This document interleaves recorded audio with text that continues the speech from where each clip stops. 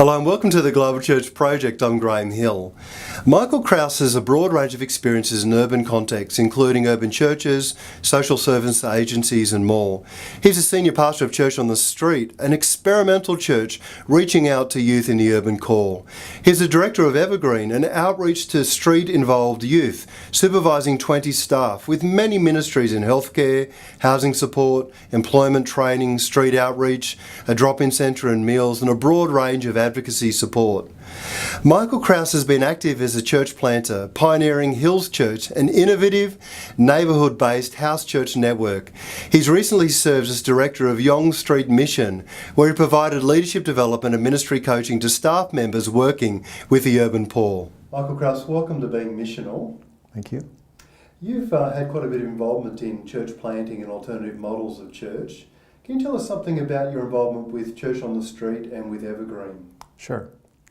I started in ministry in a more traditional, but a downtown church, which actually sponsored this church on the street at Evergreen. And so that was one of the unique things about it. And so this church started out of a drop-in center for street youth. And so we began doing the ministry to street youth. A lot of different things were happening. And this was in the mid-'80s that we were doing this. And what was happening is that youth were coming to know Jesus Christ as Lord and Savior. And our initial focus around that was to try to say, okay, let's plant them or connect them with other churches in the neighborhood. And so one of the churches was the church, Stone Church, where I was working as a young adult pastor there.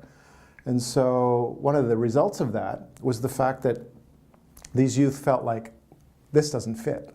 You know, this is a kind of a middle-class church. We're from the street. You know, they came from often abused home situations, sometimes poverty. And they said and I would say now, there was no cultural fit for them. They didn't fit into the culture of that church. And so they were saying to the staff workers and volunteers at Evergreen, they're saying, you're our church. It says, we come here for spiritual growth, we come here for insight, we come here for friendship, we come here for fellowship, we come here for a real sense of community. And they would say to the workers at Evergreen, you're our church, this is our church, this is where we belong. And so out of that, the staff and the leadership at Evergreen said, okay, well, let's do this more formally. And so at the time, this was before I was formally connected with it, but I was informally connected with it because we had relationship there. So Church on the Street grew out of Evergreen? Grew out of this drop-in outreach for street youth. Yeah. And that must have really shaped the DNA of that church. That's a very unusual way for a church to start. Right. So what did it do in terms of the way it shaped the perspectives, the approaches, the shape of that church? Well, the amazing thing was that they already owned the space, right? The youth came into that space, so they felt very comfortable with that space. So it was a very intentional process of lowering barriers, creating an opening and welcoming atmosphere that just kind of naturally transitioned into a gathering of worshiping believers.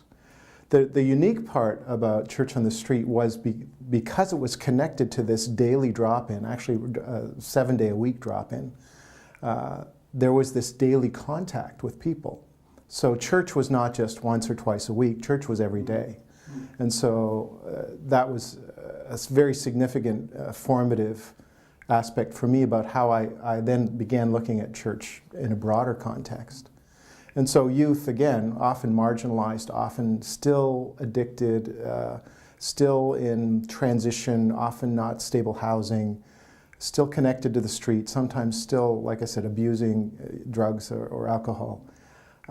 Trying to fit them into a place that said, how do you grow as a Christian while you're still trapped? How do you grow as a leader? How do we develop leadership in this context? How do we do discipleship in this context? And so the challenge really was to say, how do we grow people who are horribly broken in some ways into people who are able to take leadership and give, Christian direction and that kind of stuff. And that was one of the biggest challenges. So what were some of the ways in which you tackled that?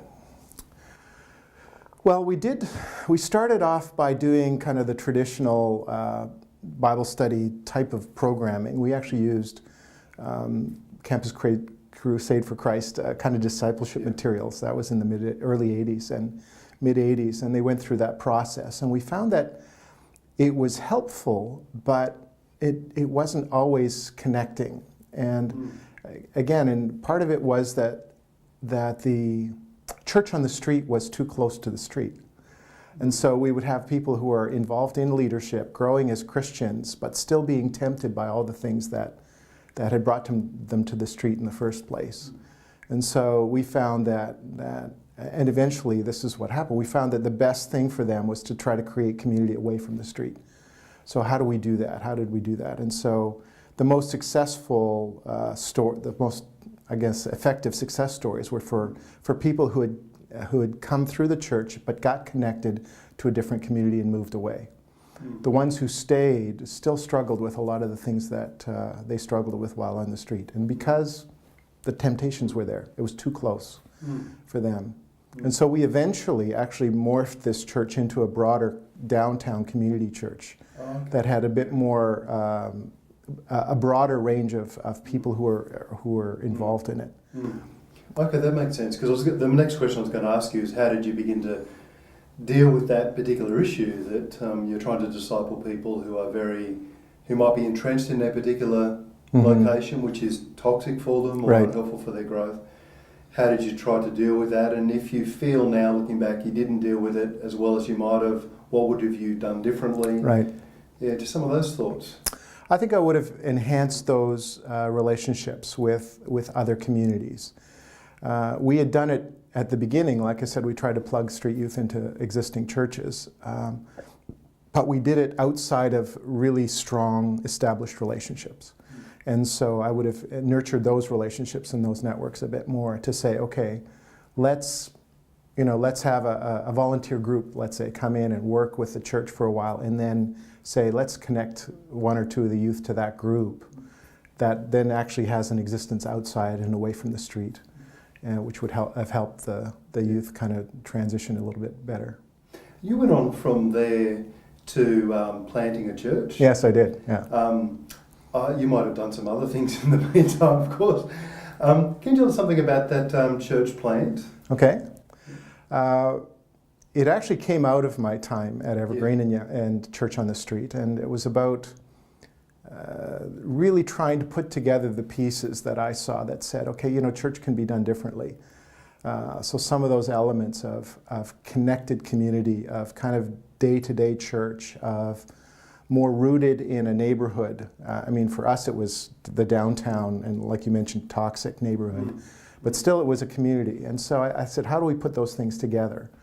And so I started doing research around the country, more the province and the GTA area, the Greater Toronto area, and saying where are the areas in the city that are least churched, where are the fewest evangelical churches. And so we wound up in Thornhill, which is just on the north edge of Toronto, in the center section of the north part of Toronto, and very few evangelical churches in that neighborhood.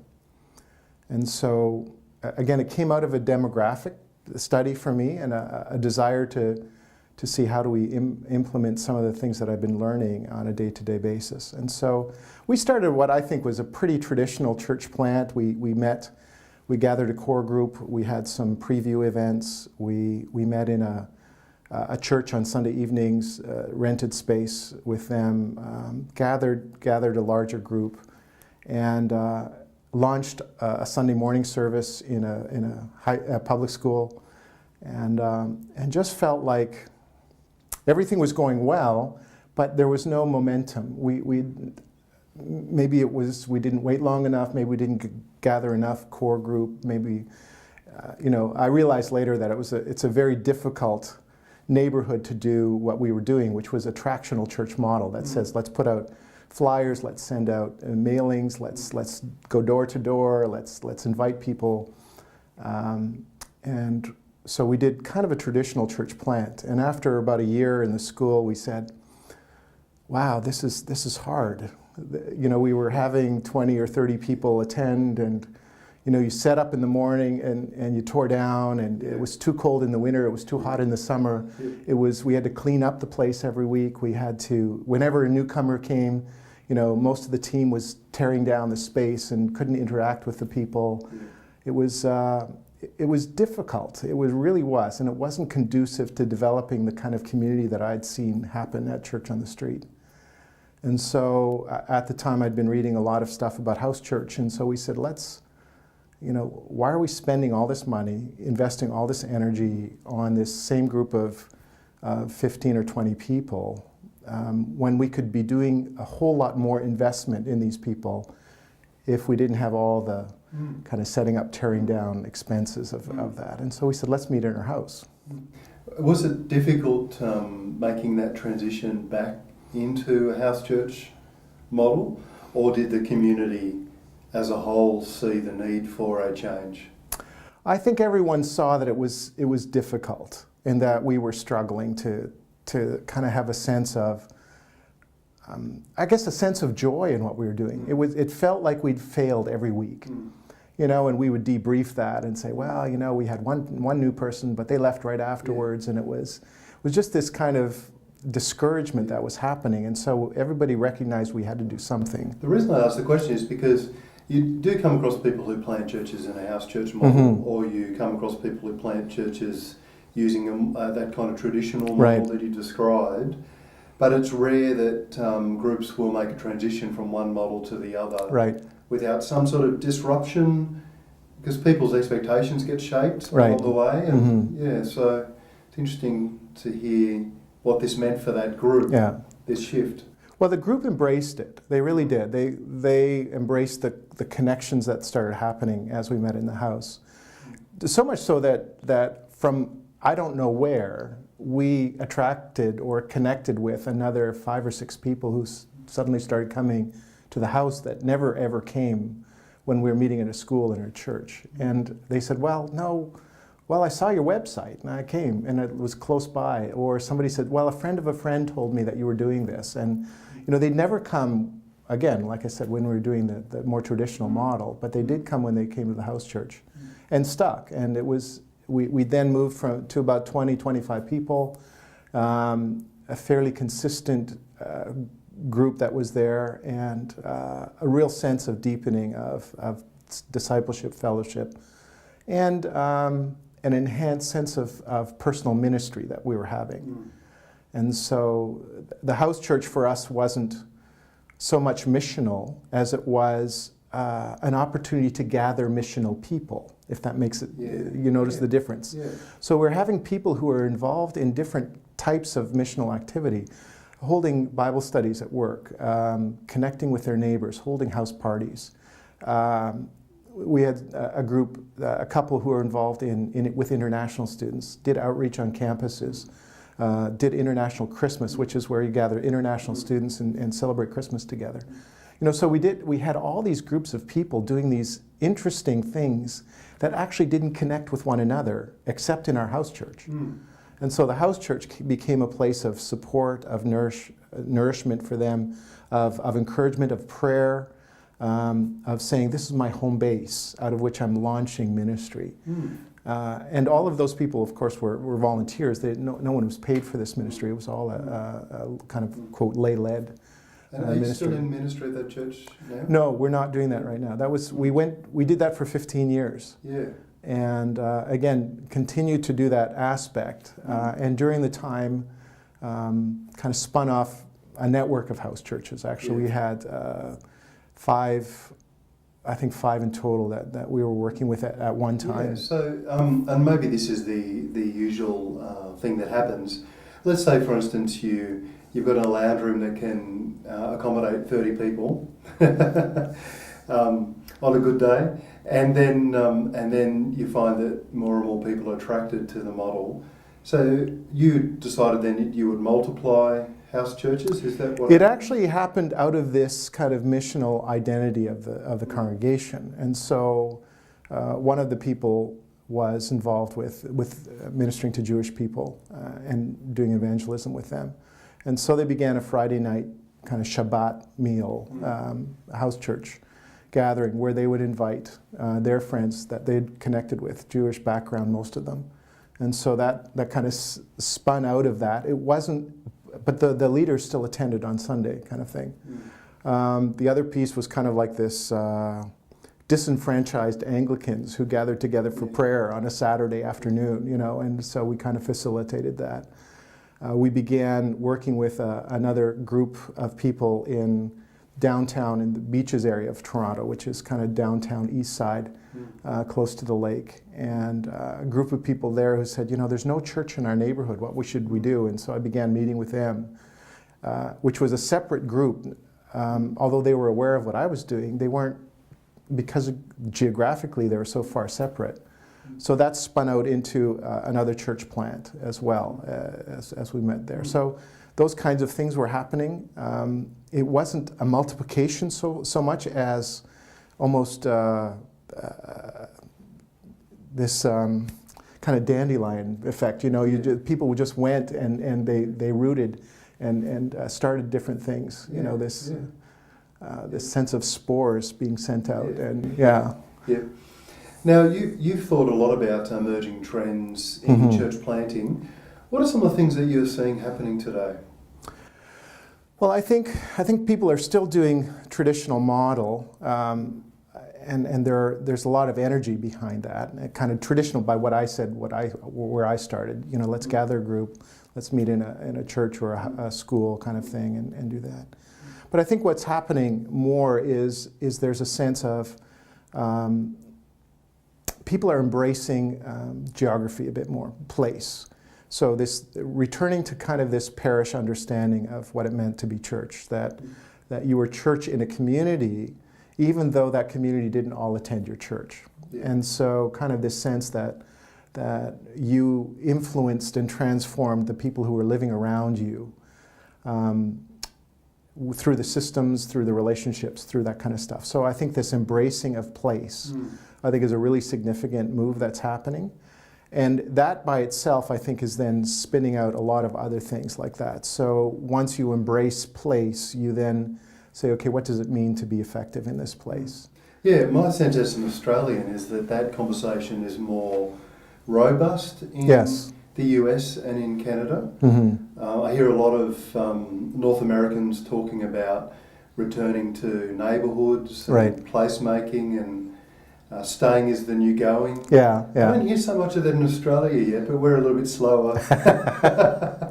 So do you see much more of a movement in this direction happening? Yeah, I'm seeing it, and it's being expressed in different ways. I think the big challenge in that is doing that in suburban neighborhoods, because I mean, we planted this church in a suburban neighborhood, and one thing I didn't say was that my street is 95% Jewish. You know, most of the people on my street live there. So how do you connect with that? And that's why our church failed as an attractional model.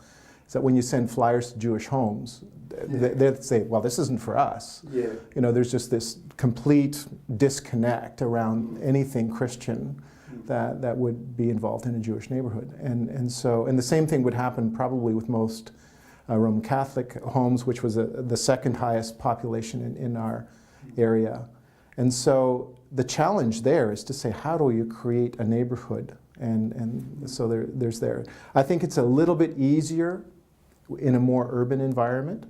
Again, part of it is that people embracing the urban environment because they're embracing place and space. They're saying, I want to live here. I want to make this my neighborhood. I want to be able to work, live, shop, play in my neighborhood. And so there's a lot of investment, I think, in the urban environment.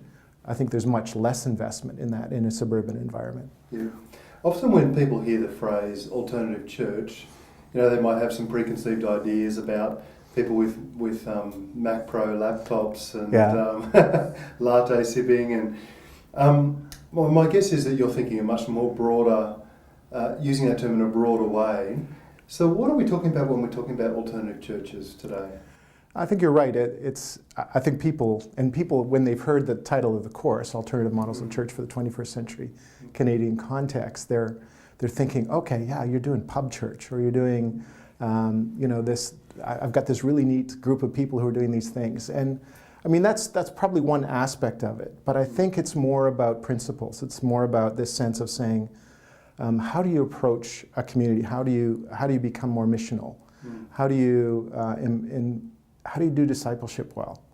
And I think sometimes we've certainly, and I guess I should speak from my own perspective, is that when I went into church planting, I had a firmly established sense that what we were going to do is we were going to do church, but we were going to do it better than everybody else.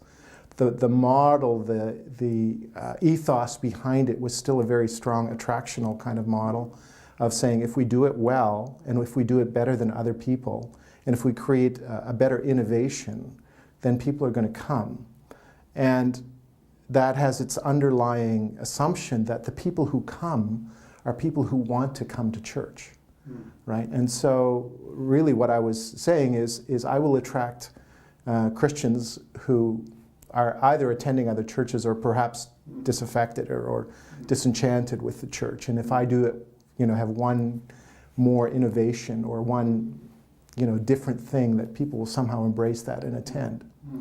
And so when I say alternative, I'm really saying, that kind of model can at times work in particular neighborhoods if you do things well and you treat people well. But I think really what I'm saying is how do we embrace a missional code or a missional DNA? So again, one of the pieces is place, embracing place. One is really allowing the community to speak to us instead of us speaking to the community. So ministry in and among and with, as opposed to and for, right? So that the sense of saying, okay, if we are gathering together, if we're meeting together, what needs are kind of beginning to be expressed. And again, that goes back to my Evergreen days that say, you are my church. So the church plant happened because the community asked for it. And I'm working with one young man right now who's been actually doing that. So they moved into a neighborhood, began just being in and among the neighborhood, and one of the very strong needs came, and partly because his child is attending the neighborhood school, was kids don't have anything to do in the summer. And so as he was talking to parents, the parents were saying, you know what, I don't know what to do with my kids. And these are lower income families. And so he and a number of members from his team, did kids ministry in the summer. And out of that sprang this gathering that started to happen where they began to say, you're kind of our church. And they never had a church meeting, and so this young man is kind of for me, the definition of this alternative model of church, And when you're talking about such churches, it sounds to me like you're talking about mission. You're talking about being deeply embedded in neighbourhoods. Yes. Being attentive to those neighbourhoods and what they're saying to us. But you also talk a lot about discipleship. And how do you connect the vitality of church with its discipleship making processes? Okay, I think it's the connection really is that a missional DNA or model or understanding requires people to be involved in that mission, right? And so once people are involved in the mission, they sense their need for equipping and for training and for a depth of relationship, a depth of relationship with one another, a depth of relationship with God. And once that starts kind of coming together, the discipleship kind of naturally fits into that process. So to me, the hard part is not discipleship. The hard part is a missional DNA, is trying to create this sense of, okay, now that we've gathered X number of people, 20, 30, 50, 100, doesn't matter. Then it's like, okay, now we've kind of established a critical mass and we can become church. And what happens then, I think, is this movement away from a missional DNA that says now we are more of a community. We are more of not that community is not important, but you've moved away from this sense of your reason for existence. So how do you, in a house church model, how do you stop a group of people really becoming very comfortable in that sort of community feel I can imagine 30 or 40 people thinking, you know what, this is nice. So how do you keep raising mission, cultivating a missional DNA? How did you do that? I think I failed at doing that. I'm here for the answers. Come on. So I think part of it is that whole sense of trying to encourage mission, and also then being a missionary yourself. I mean, a missionary in the sense of that you're reaching out to your neighborhood. And so in our house church, for example, one of the things that we did well, and as I look back, I think we could have done better, was to have a constant sense of saying, how do I connect with my neighbors? And so one of the things we did was we had a yearly Christmas party.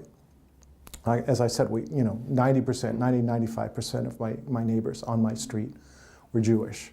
But I knew most of them.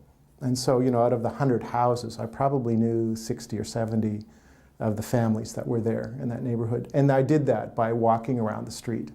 And we have kind of a crescent, so it was a circle walk, right? So you could kind of go around the crescent. And whenever I saw someone, I would stop and say hello. And so intentionally we said, let's do a drop-in at Christmas. Just come over to our house, meet your neighbors. It's not a Christmas party, it's not particularly a neighborhood outreach. And what happened was that the first year, just the people that I knew fairly well came.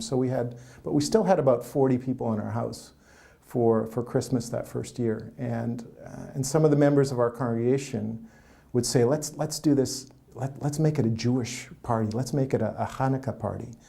And we said, you know what? We don't know how to do Hanukkah, but we know how to do Christmas. Yeah. So let's just do Christmas and invite our neighbors to join us in what we're doing. And what happened was that people came over. Again, out of that 40 first-time attenders, we had probably half of them were Jewish. And as we went by, we had as many as 80 or 90 in our house in some years. And we just said, come and celebrate Christmas with us. And so we would sing some Christmas carols.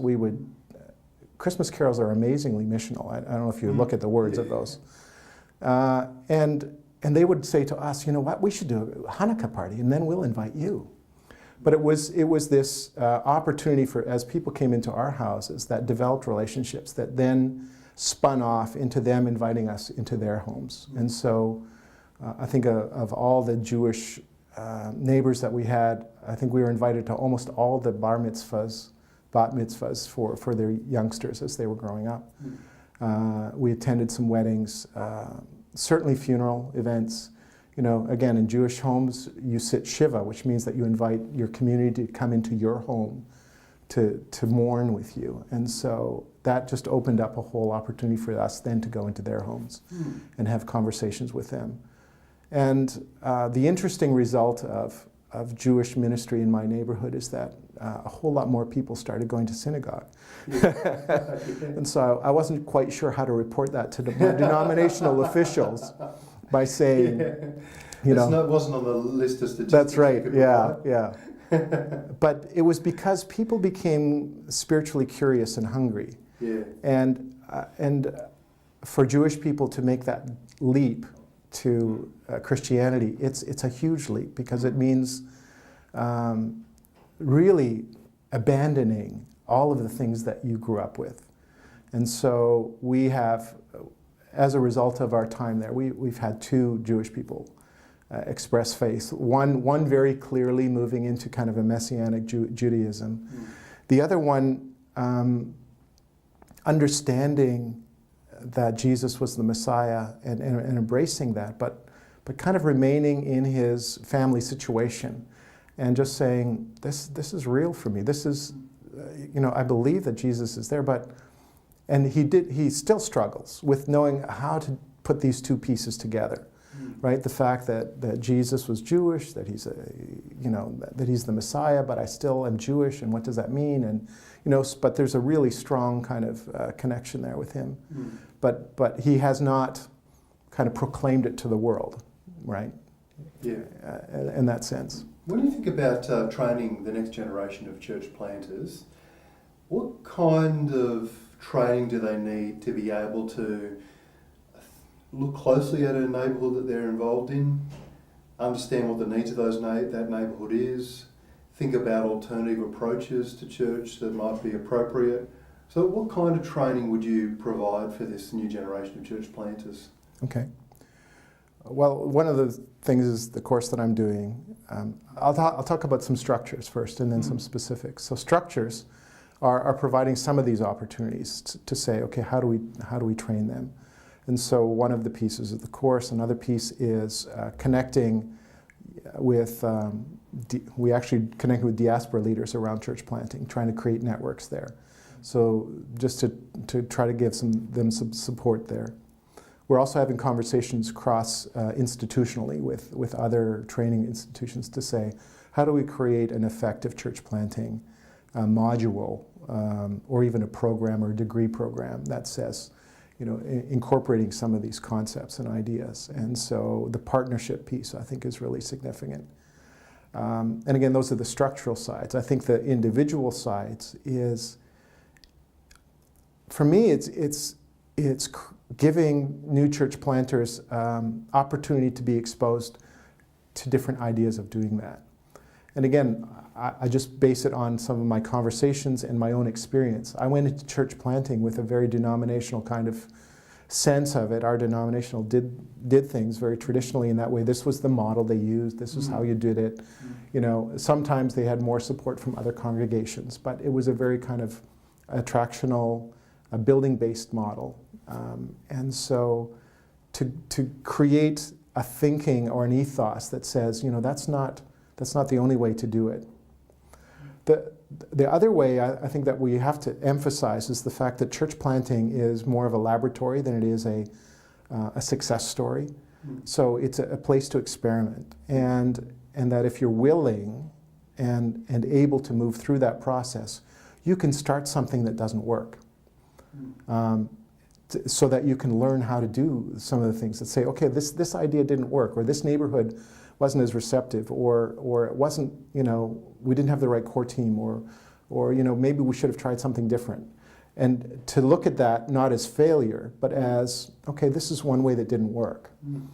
And I think this laboratory idea that says, you have to experiment with different components, different aspects, put together different kinds of things to see how they work, and then to say, okay, you know what? We found something that works here, and let's go here. The unfortunate thing about that is that you have to do that in each neighborhood, because I think each context is different. But that's okay, and I think that we haven't said that. And part of it is that it's hard to fund church planters. It's hard. The funding piece, I think, is a really core thing. How do you support someone in church planting while still having this kind of open-handed, experimental laboratory feel? We do tend to kind of give people the impression that, okay, we're going to fund you for a particular period of time. Yeah. Thank you for providing us with your model. Now make it work. Right. So there feels like little wriggle room there for coming back and saying, well, I've been experimenting and I realised that my initial proposal was not the kind of church that's needed. Right. We don't give a lot of people, or certainly in an Australian setting, we don't give people a lot of permission to be able to do a laboratory test. That's right, yeah. And I felt very supported by my denomination in terms of people that were around me, but I didn't get a lot of funding for that. And so, one of the pieces that worked for us is that we had a number of people in my circle anyways who believed in what I was doing. And so I was able to do this with mostly full-time funding for many years. I did other things too. I did other kind of work to try to make some money too. But I was able to do this for 15 years basically, with almost full time. With like I said, some other funding streams here and there. So if there was one thing that you could say to a young church planter today, as they're considering what kind of plant should what sort of church should I plant and how should I approach this? What kind of advice would you give them? I would say number one, form a team. Make sure you don't do it by yourself, or just you and your family. Make sure that you have at least one other person, ideally 2 or 3, who are helping you dream, pray together, do some of the work. And again, there's this funding piece that, often you gather together seminary students or something like that who are saying they're all looking for work. But you have to have this sense that this is not, although it's a career, it's not going to pay you well. I think this bivocational approach needs to be part of it. But that, I would say number one is team. Number 2 is patience. That you need to have this sense of saying, this is not a 2-year, okay, let's see if we make it or not. This is a 5 to 10 year commitment to a neighborhood, to a context, that says this is where I am, this is what I'm going to do, and let's see what happens. And I think thirdly is that you want to encourage them to take risks. And so to experiment, like I said, that failing is not failure. It's not, just because an idea didn't work, it doesn't mean that somehow you completely missed it. Look at it, evaluate it, learn some things, and then try something different. Michael Krause, thank you for joining us and being missional. The Global Church Project is located at www.theglobalchurchproject.com. On our website you'll find a wide range of interviews and resources for colleges, universities and churches. I look forward to your company next time. From me, goodbye.